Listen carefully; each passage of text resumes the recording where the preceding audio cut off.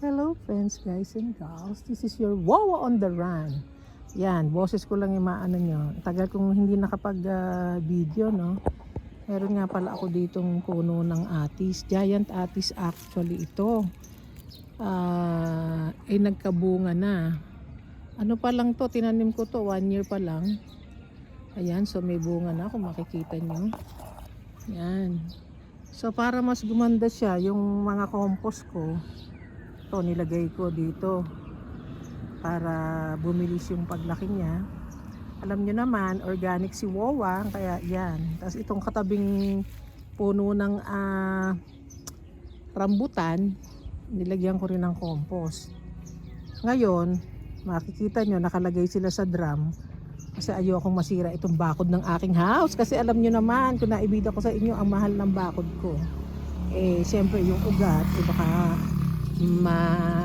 maano nila, ma-damage ang aking bakod. Sa nakadrum sila, pero kahit nakadrum, ayan, namumunga na ang aking atis, giant atis, at marami pang bulaklak. So ibig sabihin marami pang susunod na bunga. Hello, miss ko kayo.